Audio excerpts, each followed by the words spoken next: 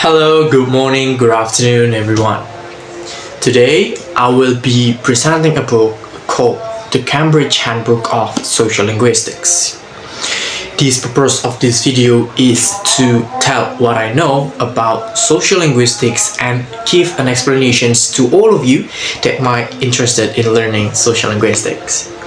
This is a handbook of a comprehensive reference guide written by leading scholars worldwide, covering the entire field of sociolinguistics. So, let us get into it. First thing first, what is sociolinguistics? To be fair, simply put, it's the study of how language works in our society. It is not grammar rule, it is not spellings, but how we speak actually in real life.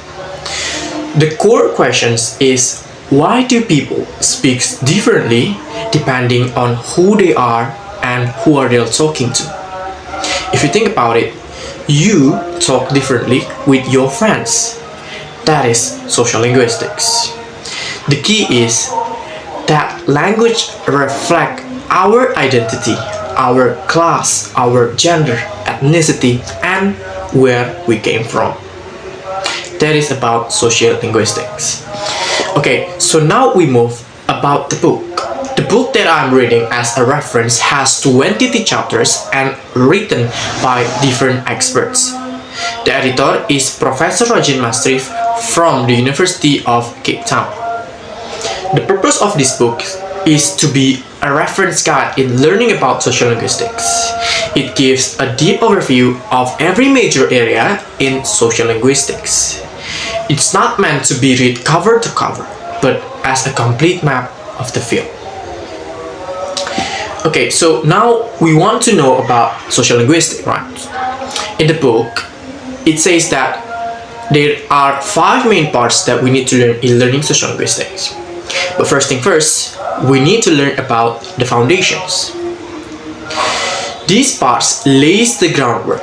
It covers how language connected to power, how language shapes the way we see the world, and how our attitude about language affect social interactions.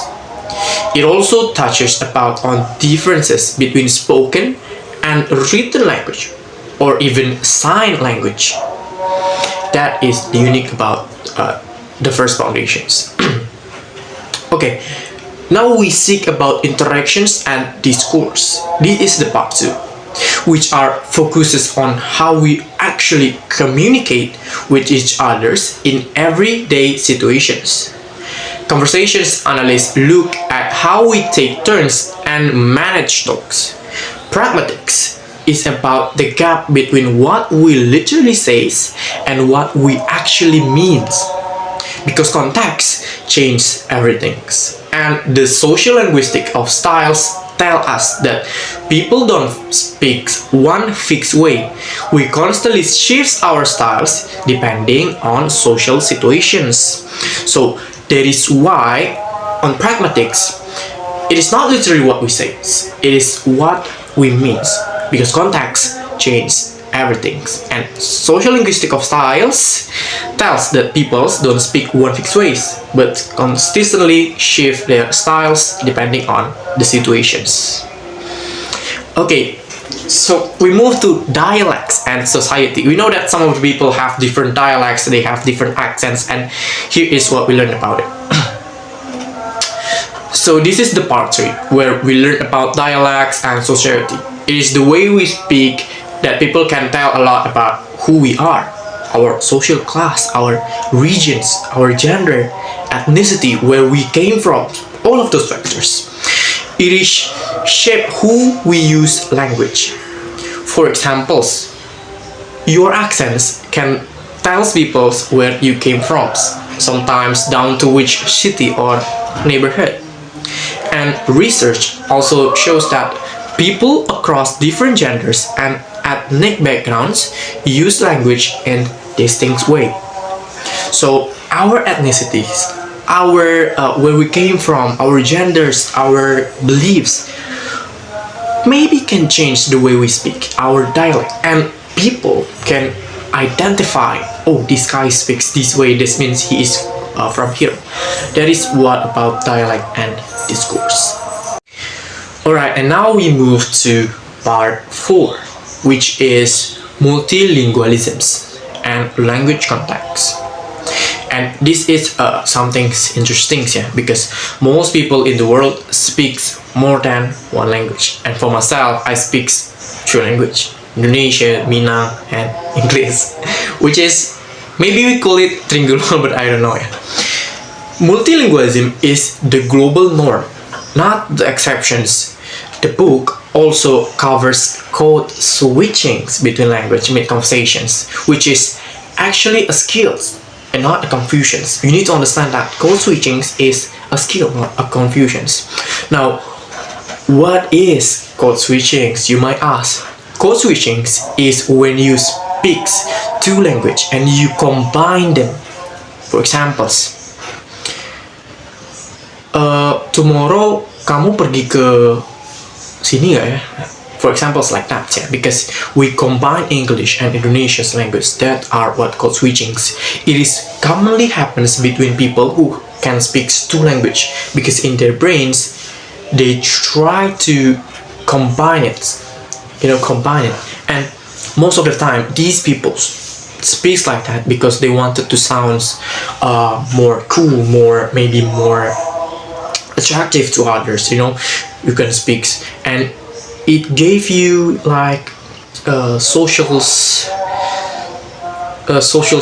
I mean, like, you are some kind of people who are more intelligent, more adaptive to the socials, and the books also discusses how language can die when communities shifts to a dominant one, as well as we know how English has taken on different forms around the world, right? Because when language in communities is not used as much as and it is also happening right now in the world, yeah. For say, like, people do not speak that language for a while, and then the community shifts to another language, and then that language is somehow forgotten, and people are not speaking that way anymore, right? And that is what discusses also about in multilingualism. Okay, now let's move to part 5, which is applied social linguistics. Part 5 is where the theory meets the real world. Governments decide which language are officials, and that has massive social consequences. Your accents can affect how you are treated in a courtroom. The media shapes what we think of as correct speech, and the language used to teach children can either open door or close them, depending whether it matches their home language. For examples, it just happens in the real world right now.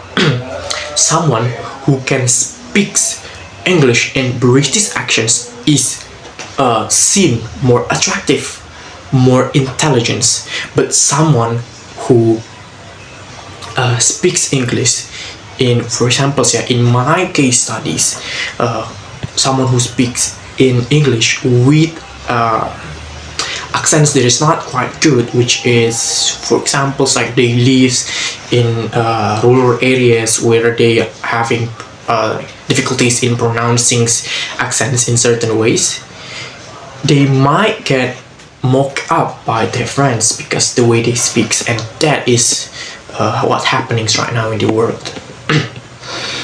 Okay, so that is what we already talked about. Now let's talk about the key takeaway. The first thing that we need to know is language is not just about grammar. Every time we open our mouth to communicate, we communicate far more than just words. We reveal who we are, where we're from, where our place in society.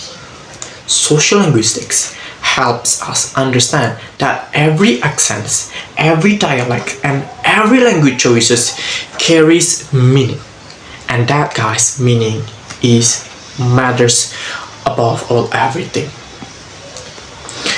So that is all about my presentations today. I'm so sorry if I have difficulties in telling what I said, because it is quite hot right now in my room. As you can see, I'm sweating right now. But I do really hope that all of you that watches this video understands about the groundwork of linguistics. And last but not least, and I'm saying this again, the book that I have for reference is called The Cambridge Handbook of Universities. You guys can search it online and you can learn more about it. Once again, thank you very much for your attention. My name is Zaki Alfikri. Assalamualaikum warahmatullahi wabarakatuh.